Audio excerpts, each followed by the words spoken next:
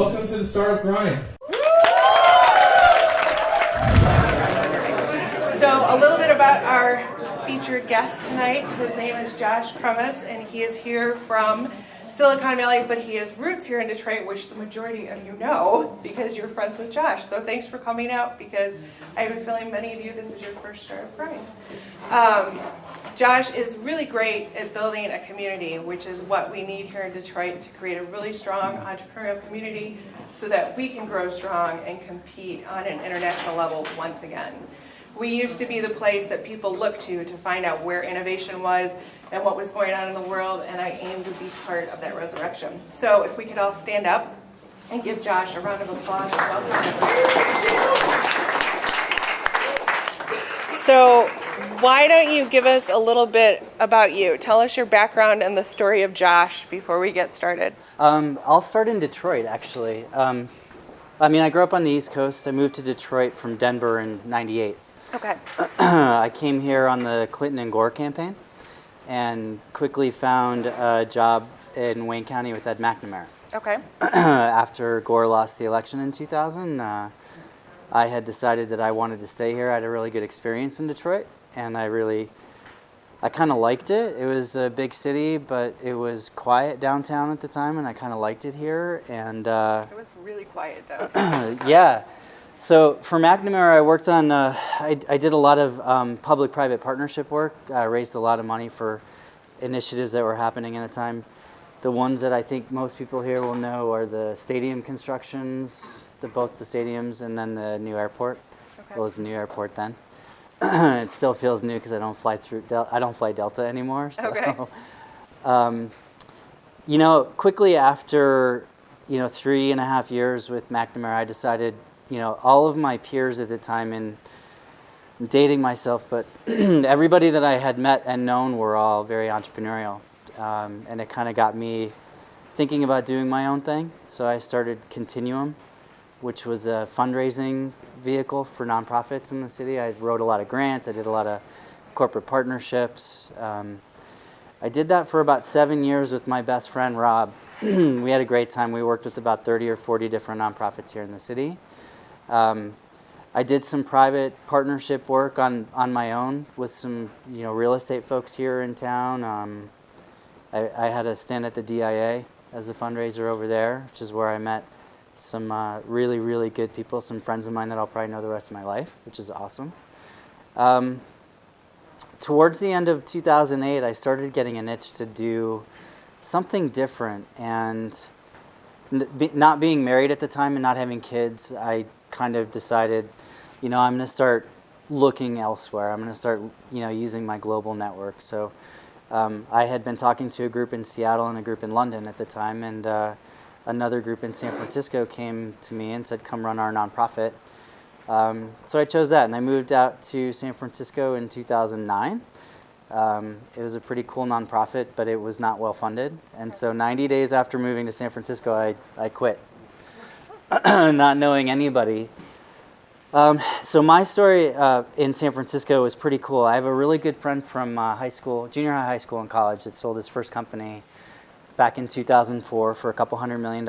He's very well known in the kind of tech community. Mm-hmm. So I looked him up, and we had coffee, and I ended up going to work for him for a little while. He was doing some side projects and just kind of testing some stuff out. And then I went to him with this idea, and he built a company, and I was kind of involved and kind of an advisor and kind of not involved. And through that process, I was recruited by SoftLayer, which is where I am now.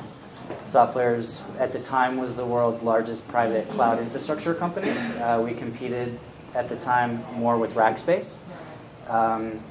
Flash forward 4 years later, we were acquired by IBM in 2013. So now we compete with all the big guys, AWS, Google, Microsoft, Rackspace. IBM basically saw us as a solution to enterprise cloud. We focused on the SMB market, and we grew probably 30 to 40% every year, and 90% of our growth was inbound. So we didn't do traditional sales. We just kind of had engineers on the phone taking calls. I keep forgetting there's all these people over here. That's okay. Sorry. Yeah, if anybody wants to move this way too. No, that's cool. I can just move a little. So SoftLayer brought me in since I was in San Francisco to create an incubator for them where we go to early stage tech startups that need to consume tons of cloud and basically teach them how to use our cloud instead of somebody else's. Right. So what we do is we give them free cloud for a year and then we give them an engineer. The guy who runs my technical team for startups is Eric Adelson. He's actually here. Born and bred Detroiter. Okay. Lives in Austin now, but Eric and I have known each other for a really long time, and we just both kind of fell in this industry. It's kind of a small world story. It's really great. So basically, being in San Francisco, my job at the time was to go around to all of the incubators, co-working spaces, VC firms, and say, let me talk to your really early stage companies. Let's get them on SoftLayer. Let's teach them how to use our cloud with technical people that are way smarter than me. And we were leveraging the bet that we could teach them how to use our product for a year, give them the engineering support one-on-one as much as they needed. Didn't charge them for it, didn't take equity from their companies. Our thing was let's teach them how to grow their product. Let's teach them how to build a company, and they'll remain a customer. So the first 3 years, we saw about 70% retention in all the startups that we were bringing on. We brought on some pretty cool startups. We had some really early wins. WhatsApp was a big one for us. Now they're spending millions of dollars a month on SoftLayer. Keen.io, Fitbit. I was fortunate enough to meet a lot of very, very cool startups and a lot of startups that needed a lot of cloud. Since we had so much success, our CEO came to our team and said, do this everywhere. So Eric and I have been building a team for the last couple of years. We have people all over the world, Europe, Asia, South America. How many people are on our team now? 15? Something like that-ish? Yeah, so we're everywhere. We have the technical side that Eric runs, and then we have the more community builders that are kind of in my footsteps.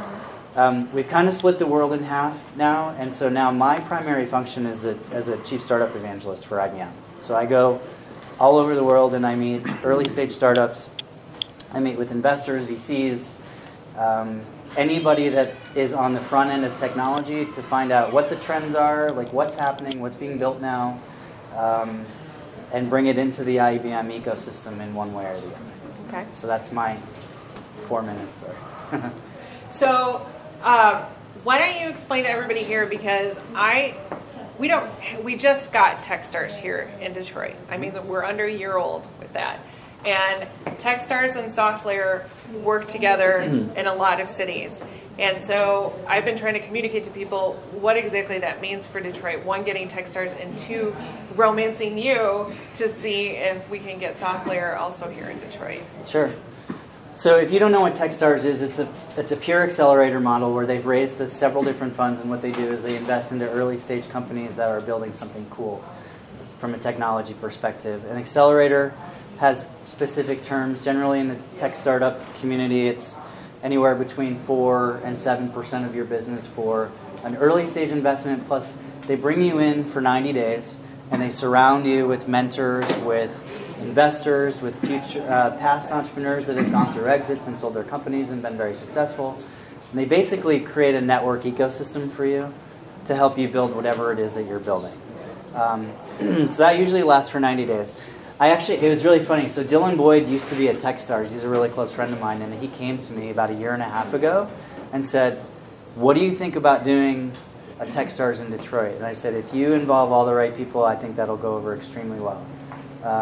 And then flash forward like 4 months later, he's talking to Dan Gilbert and Bill Ford, and he's like, yeah, we're going to do it. I was so excited. I was like, whenever you do it, tell me so I can help. So, Techstars, Brad Feld and David Cohen started Techstars back in 2007, and they're one of the more successful accelerators. They are seen on par with 500 startups and Y Combinator, and these are the big names in the startup accelerator world. Y Combinator is in San Francisco. As an accelerator, they've incubated more IPOs than any other accelerator in the world. Techstars, with the volume that they've created in the last 7 or 8 years, is very much on par with 500 startups in terms of volume. They have an incredible mentor network, and what that means is if you're around the Techstars ecosystem, you're going to see very front-edge technology. You're going to see a lot of people like me from the corporate world or from other entrepreneurs that come in and say, how can we help you build this? Who do you need to meet? And we're going to pull them into our communities because that's the right thing to do. So the one thing I love the most about Techstars is they have very much a give first mentality, where they say, me as an IBM SoftLayer guy, I don't go into Techstars or any accelerators or any startup groups in the world for that matter and say, how do I get you to use my product? I say, how do I plug you into my ecosystem so you can be a successful entrepreneur? Hopefully in that regard, if I can help you be a successful entrepreneur, you'll remember me and maybe you'll use our cloud. It's a pretty good one. So bringing that kind of full circle, getting a group like Techstars in Detroit for the tech startup community is incredibly important. You look at all the other communities Techstars goes, and they're a hub in that ecosystem. And they started in Boulder, and they've chosen to stay away from San Francisco and incubate other markets. So Portland, Kansas City, Boulder, they've done quite a lot in Europe. It's a very cool thing for Detroit to get that. It's going to put Detroit on the map in the tech community because Detroit's going to start getting the attention that I think it deserves. I mean, you're going to see innovation here. They're going to see, that there is mind share here. Right. The big thing in the tech community is that it used to be all the talent leaves Detroit. Well, that's not necessarily the case anymore. And if you see, if you see what's happening in Silicon Valley and San Francisco, it is so expensive to live out there. And so the natural progression is the Silicon Valleyification of everywhere else, right? So people are going to stay home. They're going to create their companies in their backyard, and that's going to bring investment, and that's going to bring mind share into groups like Detroit, or cities like Detroit. So I think it's a very exciting thing. It is, and with that, more and more, I hear people say, yes, I went to Silicon Valley, and then I decided to come back here, because there are advantages to coming back to Detroit. And once again, I think with technology, and now we're getting our fiber like many other communities, so we're going to jump, I think, just fast forward with everybody else and be right back where we need to be. So I think you're already a lot closer than you think.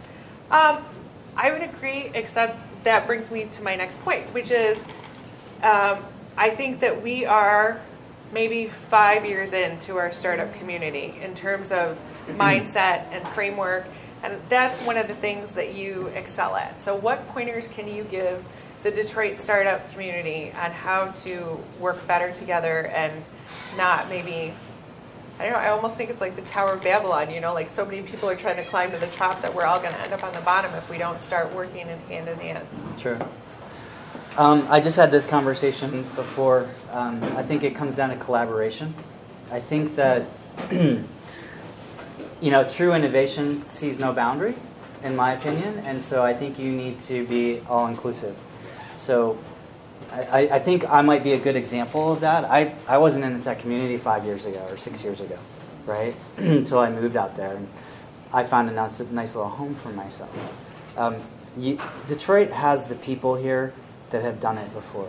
They built businesses, they built, companies, they built communities around themselves because of their personality or their smarts or their business. And I think those people need to be brought in. And they might not be tech entrepreneurs, but they know how to build a business, right? They know how to build a company, and they can help mentor, they can help teach. In certain cases, they can even invest. So I think the easiest way to say it is if you draw the lines of collaboration, it's an all-in type of thing. Everybody in the pool, everybody help each other. Without businesses that focus on building a business usually are the ones that win.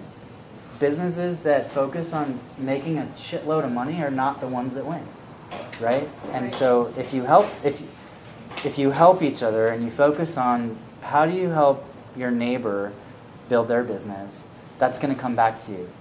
Because when you ask them for favors or you create introductions for them, you do the right thing, it always comes back to you naturally. Whether it's 6 months or 6 years, it will filter back. So I think Detroit can build their community the same ways that they always have, minus the siloism. Forget about segmentation. Everybody get in and help each other. Right. You know, and I can say this because I lived here, and I hope it's okay. But rich, poor, black, white, Indian, Asian, like everybody, get in the pool. Detroit is very stratified, so Yeah. So many things. So what are now? So you've been back, I know, just for like 24 hours. But what are some of the changes that you've noticed here, just coming back?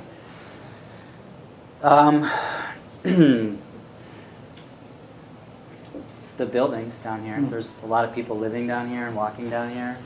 New businesses. I mean, I'm staying in the Book Cadillac, which was empty when I was here. It was abandoned and nothing was happening there. So that's cool. Spaces like this didn't exist, 6 years ago when I lived here. Yeah, I'm excited to see more of the city as I get here. I haven't seen much. Right. Went to a great restaurant that I was totally surprised by, and pleasantly so. Wright and Company, if you haven't been there, go check it out. It's pretty cool. Good food. Can compete.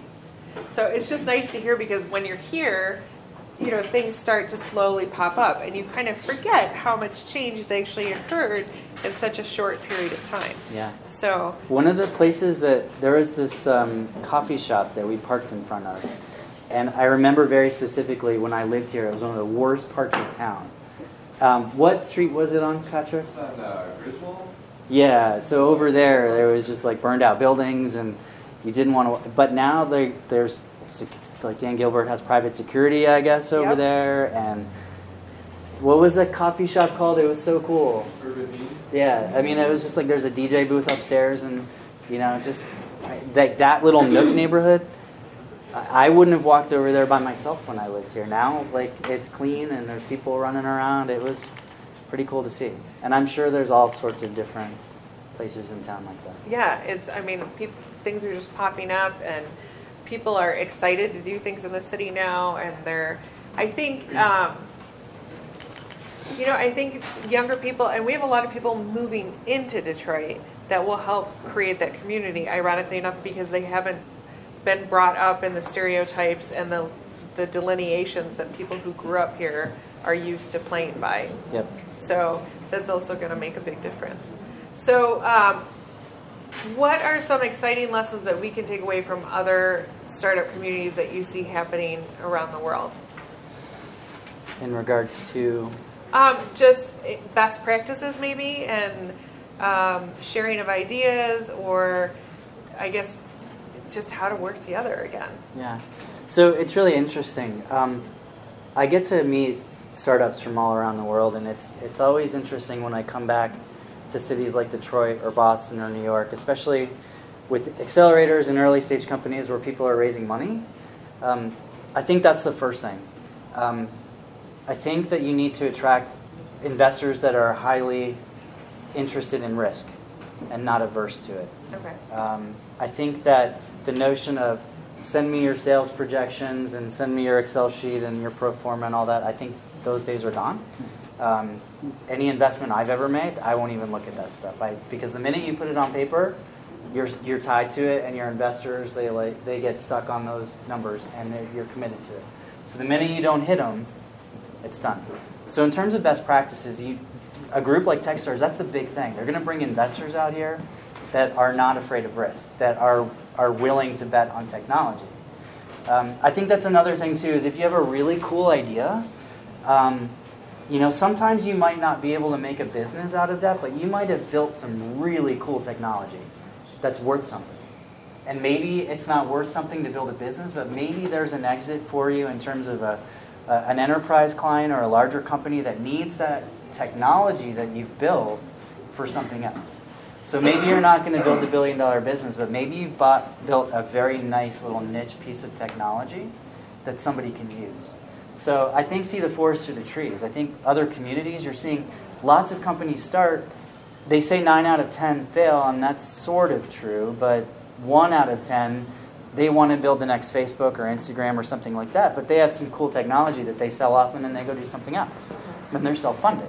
So I think a cool best practice is if you've built a really cool piece of technology, make sure that you find somebody that can look at that technology and help you vet it. And if you can't find somebody, then call me. I'll find somebody for you. So, Okay. yeah. What are, I guess we know the WhatsApp and the Fitbit, but what's a company maybe that we haven't heard of that you thought had a really cool idea and maybe they didn't end up making it?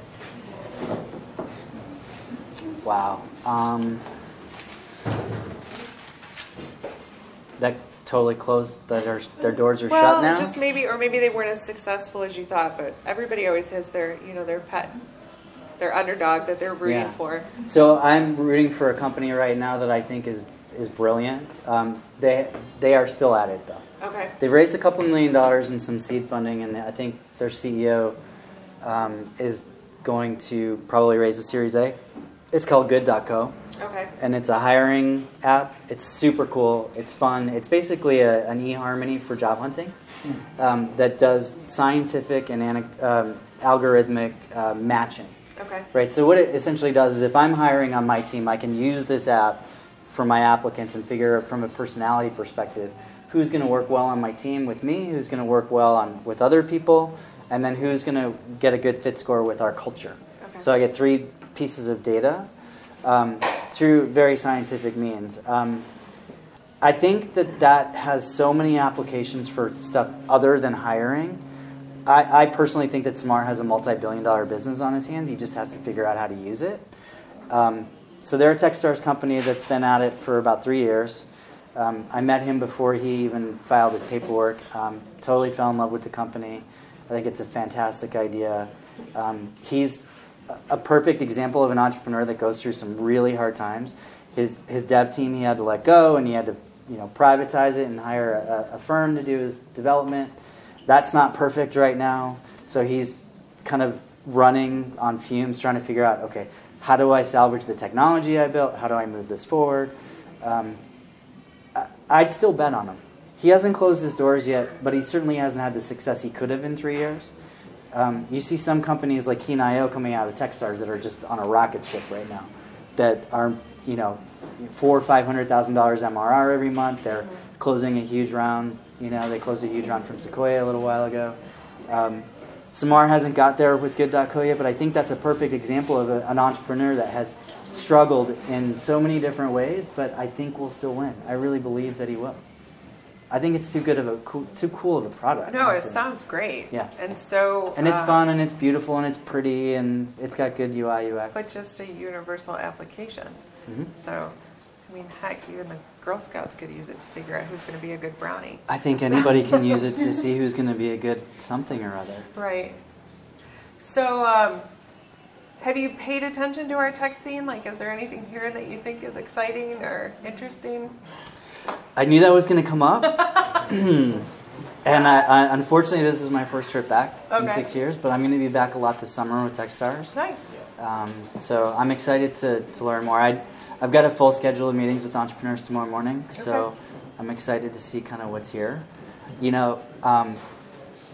a dear friend of mine, but one of my favorite entrepreneurs here is not a tech entrepreneur, but he's been building a community in Detroit since before I got here in '98. Sean Harrington, and I just think that entrepreneurs like that build this city, right? And so I'm excited to see what kind of tech stuff can come out of it. I'm a firm believer that there's room for everybody. So I don't know the name of one particular company per se. Sure. But I'm really kind of excited to see what the autos do with mobility. That'll be a really interesting experiment. Yes. And so it's interesting you say that it's room for everybody because there is so much focus on technology these days everywhere that you go. But that was really loud. You're in the Motor City. Right. There we go. Right. There was our plug for that. Yeah. But, Detroit has always been built on entrepreneurs. I mean, we've had immigrants come over for years and years and start up the small shops and all this. So I think one of the things that people forget with all of this blossoming technology is there has to be an underlying ecosystem to support them. And so how do we bring some attention to that as well? Because we can have lots of tech people and then there's no food for them to eat because they can't cook. They're too busy coding. Well, I mean, you there's a lot of different ways I think you can do it. The one thing that Detroit has going forward is that it's a very affordable city to live in right now, right? So maintaining and retaining that talent is number one on that, right? And number two is having kind of the overall mentality of your kind of tech leadership and your entrepreneurial leadership and the investors that are here in town that are willing to take risk actually being accessible to people, right? I think the more so the cool thing about Techstars is you'll see a couple hundred people come through, and they're all former entrepreneurs that have gone through exits, and they've all bought in to collaboration, and they've all bought into community building the network through that. I think you have to find a way to retain people here, and one way is by partnering with people from not here. Okay. Right. So people like Techstars, there are a lot of people in San Francisco that have ties to Detroit. Right. You know, and I plan on trying to convince them to come back this summer with me. So I think it's just constantly having that open dialogue and making sure that everybody has a seat at the table. So when you bring everybody back, you let us know, and we'll help you romance them about Detroit. Well, I think if you're from here, you don't need romancing at all. So I don't know. They had a program not too long ago where it was like the Detroit alumni, and they invited people to come back and see how the city had changed, because so much is different. I mean, there's people downtown now. That used to not even be the case. I know one of the reasons I loved living downtown all those years is like on Saturday I could go out and there would be nobody on the road. It was awesome. And it's going to date myself. I'd go to Atlas for brunch, and then I'd go over to the pump and have a couple of beers on a Saturday or a Sunday. Right? It was great because no one was here. It was like a ghost town. But it's really good to see people coming back downtown. Yes. Yeah. So, if we were going to promote ourselves, what do you think we should tell people that some of our selling points are? Well, I think there's a lot of really smart people in Detroit and the surrounding area. I think that's number one. You definitely have mindshare and talent here. Two, I think that it's really great that it's very affordable here in Detroit. You know, as somebody that's looking to buy a house in San Francisco right now and talking to some friends last night about buying lofts here in the city, I'm second guessing where I should buy right now. I think affordability is huge. I think a resurgence and a renaissance of downtown. Detroit is finally turning into a walkable city. Like you could literally live downtown and walk places, which was not the case when I lived here. I lived over on Jefferson and Joseph Campo. I'd get in my car to go everywhere. But now, living in a big city, I don't own a car anymore, but I can still use Uber here. So totally walkable, totally a great city. And I think, so this has always been even when I lived here, but this has always been my opinion. I love Detroit because it's a city full of gritty, hardworking grinders. I would hire grinders on my team before I hire an Ivy League guy all day long. Because they'll figure out how to get it done, right? And so I just like the attitude. I think the attitude of Detroit is definitely a selling point too. Okay. You definitely have talent here, and they like to work hard. They like to have fun, but they like to work hard. Yeah, you do epitomize work hard, play hard here. Yeah. So tell us a little bit more about, I guess, the selling points of SoftLayer, so we can learn about, because to be honest, I don't know many people in Detroit who are using SoftLayer, because I don't think it's a known quantity here. Well, I'm not here to sell SoftLayer. No, but I just meant because a lot of people know about other services, and you're building a community with SoftLayer, so. Sure. So SoftLayer, everybody that uses technology, that builds a technology company, needs cloud. SoftLayer's got an extremely robust platform where we leave it completely accessible to the entrepreneur. You essentially get free hosting for a year, and you get a guy on Eric's team that will handhold with you, and you don't get that kind of tech support from our competitors. Right. The beauty of being a part of SoftLayer is that you have a lot of entrepreneurs on my team that are there for your support if you want it. If you don't want it, then don't bother us. That's cool. If you want to come to us, it's no bother. We'll get on the phone. We'll come sit down with you. Eric will spend, as much time as he needs, and his team is really adept. SoftLayer's cloud, to be frank, I wasn't a tech guy. I was a former customer of SoftLayer. I knew the guys. That's why I got recruited. I could use SoftLayer. Right. Like I set up our infrastructure on SoftLayer, and I know nothing about servers and cloud, but I was able to do it. So I figure like if I can do it, pretty much anybody could, you know, like so.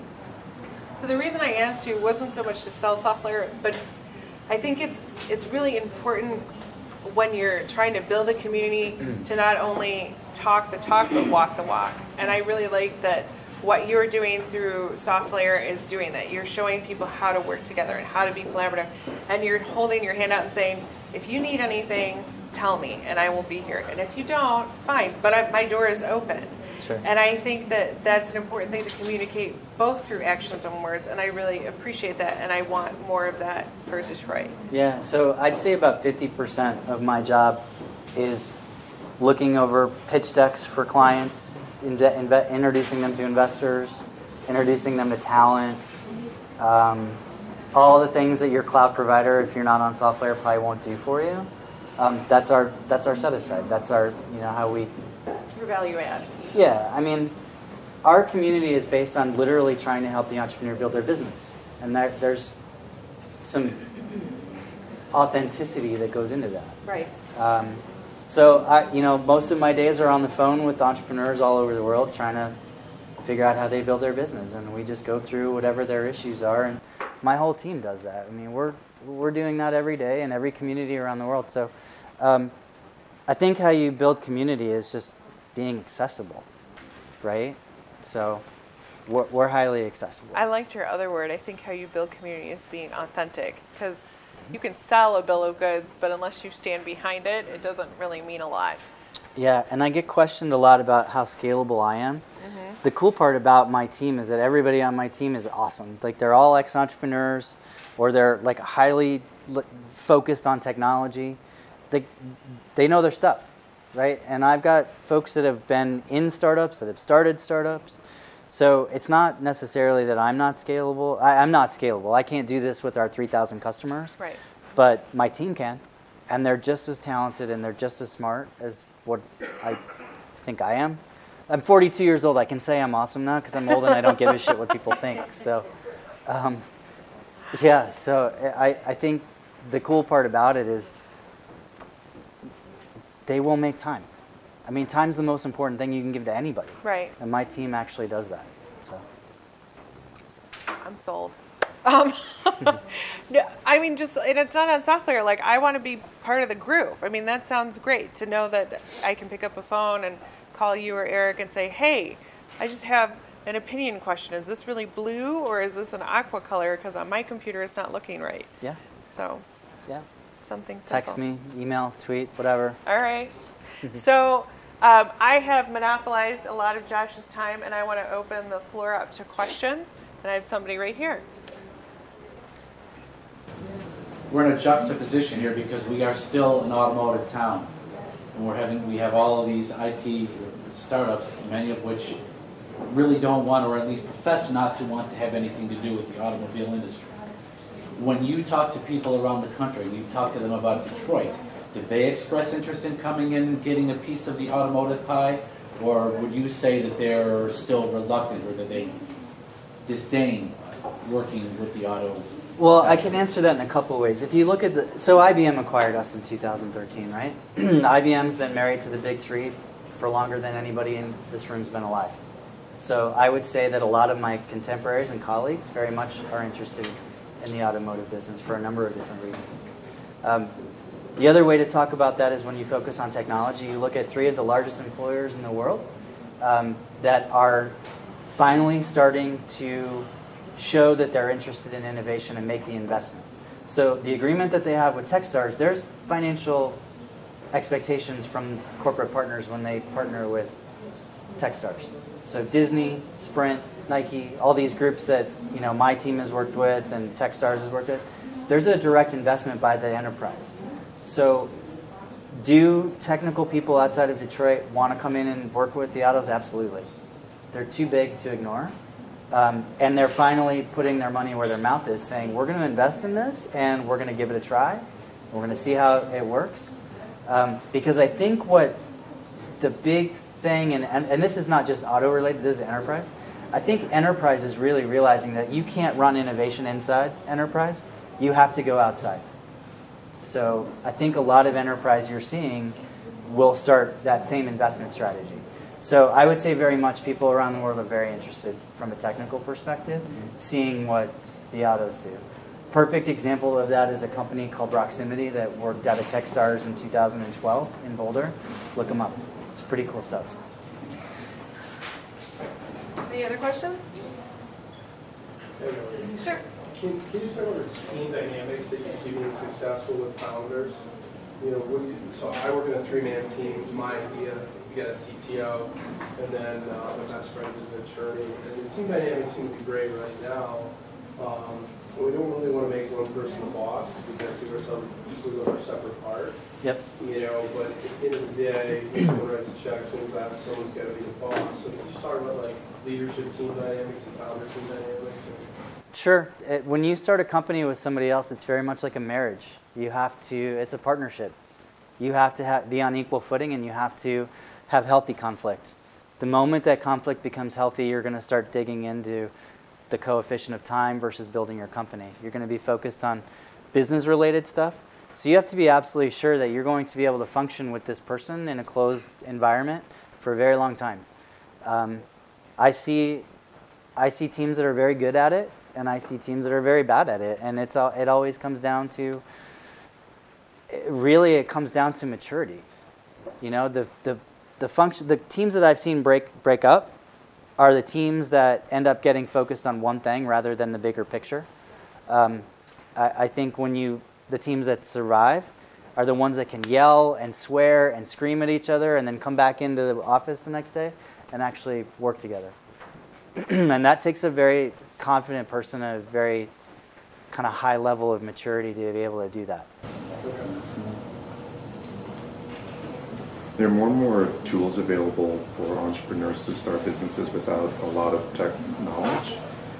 What advice would you give to entrepreneurs who are looking to do just that, and sort of about I wouldn't say the trend, but the traditional notion of if you start a startup, you better have like an on-site dedicated technical resource? Yeah. So I always go with my intuition, and I'd say talk to somebody on my tech team about that. I don't know the answer for you.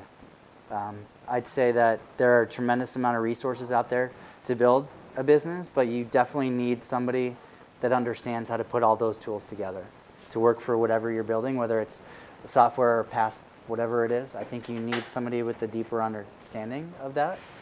Maybe it's not you on site, but it's at least an advisor to your company that can say, okay, well, this is what this means, this is what this means, and this is how you can couple them to build what you're building. But really, that's not going to help you. That's not a good answer. Eric's sitting right behind you. I'd grab him after we're done and chat with him. All right. You mentioned that forget the books, forget the numbers, the charts, etc., to appeal to VCs or perhaps one like yourself. It does change quite a bit. I mean, the 3-minute video was good, the elevator pitch was good, and it seems like, according to you, it's not even good anymore, but that's even dated. It's funny. So what is the sales pitch that's used then nowadays? I can check my watch, but because it might be outdated tomorrow. But what is it? Is it show and tell on the product? Here's our product, and then is it some traction? Pretty much, is that what it is? Yeah, I think that's part of it. I think it's where you are. Like, how much of the technology have you built? Like, how much of your product is fully baked? Do you have proof of concept? Do you have some sort of proof out there that people will use what you're building? And I honestly, I think that's enough. I've seen so many startups get funding on those basic principles that it's just one guy's opinion. You can think I'm full of shit and I don't care, right? Like, it's just. But I've seen so many startups that have a great idea. They built a really cool product. Out of beta, it looks great. People are using it, and they've received. Branch Out's a perfect example. They got $6 million in a Series A after building a product for like 4 weeks. Branch Out. They were just sold to Hearst. Right? So, I mean, if you have a really good product and you have the ability to show that people are using it, why they're using it, what they're using it for, and what that means in a business case, like how you can make money, then I think you're going to be okay. I think you can put whatever spreadsheets you want together. I wouldn't waste my time. Yeah, I've heard in places like San Francisco, they're just powerhouses where the paradigm is shifted. The guy with the monies, the entrepreneurs can tell him no because we're not shopping for you, we don't need you, and the guy with the monies is shopping for them. Yeah, there is. And if you want to see a perfect example of somebody in Silicon Valley that's done an amazing job of fundraising. His name is Kyle Wild. He's the CEO of Keen.io. He's got a great blog. Hundreds of thousands of people read his blog. He is one of the best fundraisers. He cut himself the best deal with Sequoia that I've ever seen before, and it's fundamental basic principles on his conversation with the VC. I think if you read through and you read a lot of his articles, all of a sudden it'll click for you. Kyle Wild. Yeah, Keen.io. Yeah, he's got an awesome blog.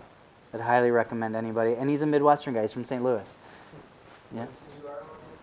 Keen.io. Keen. Like PTE. Yeah. Go ahead. Oh, I was going to tell everybody. Everybody's invited to the town pump later for happy hour, cocktails, whatever you want. When you order, just tell them you're on my tab. I've worked it out with Sean that we're good. I'll take care of everybody tonight. Wow. Yeah. Very generous. Yeah.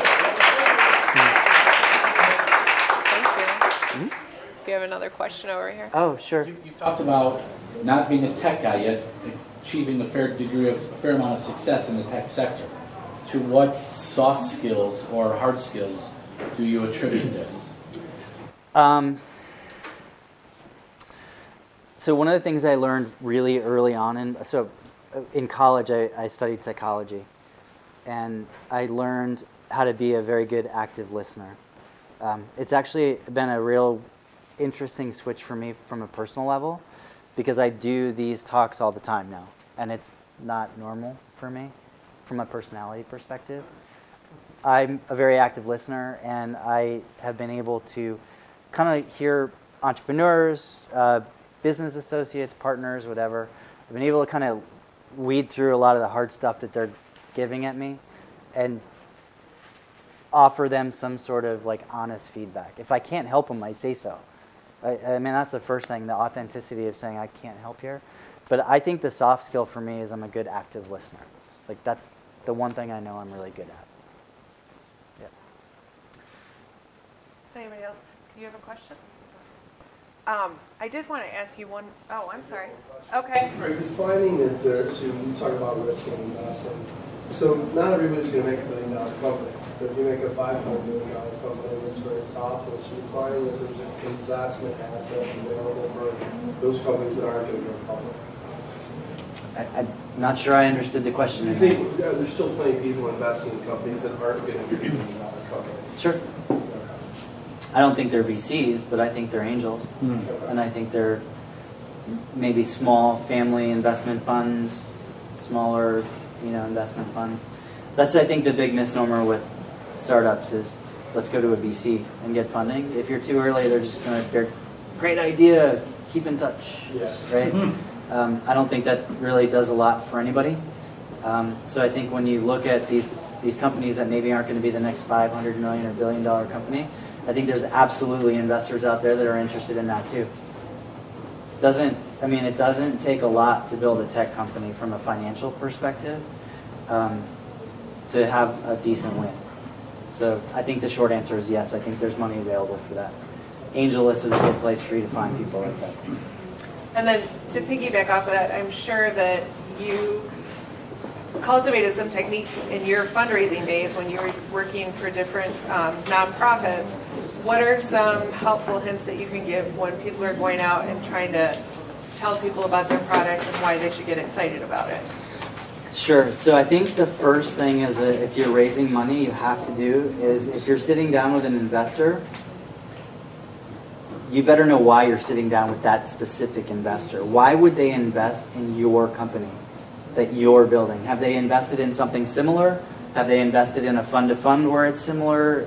Have they some sort of personal connection to your industry or what you're doing, make sure that the people that you sit down with, you have a very solid case. It comes down to, if you invest in women's tech, and I'm not building anything that has to do with women's tech, why would I come to you for investment? Maybe if we're best friends, you might want to help me, but if we're strangers, then I'm not coming to you for investment. So I think the first thing is always make sure that you are very clear on why you're asking that person for their time and what your pitch is going to be. And then I think the second thing is be really, really hard on yourself and ask yourself the hard questions before they do. Because if you get asked questions that you can't answer, you're done. Like, that's it. You're not getting the investment. They'll be polite and they won't cut the meeting short, but you're not getting a check. So you better know exactly the hard questions that they're going to come back at you with. And the best way to do that is find a coach, find somebody that's raised money before, find somebody that's willing to play devil's advocate and say, well, why should I give you this check? Before you go sit down with them.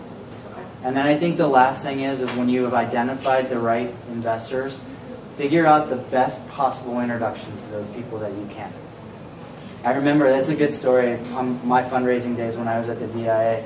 I sat down with Sean, because he's a big patron of the arts here. And I remember having a beer with him over at the pump, and I was like, all right, I'm not asking you for your money, but you got to help me. I don't know about the DIA, I don't know the old money here in town, and I don't know if you remember that conversation, but I'll always remember it. And it was just very key. Find those people that can make the right introductions for you. So I ask all of my entrepreneurs this one last very important question, which is, what do you want to be when you grow up? Sean Harrington.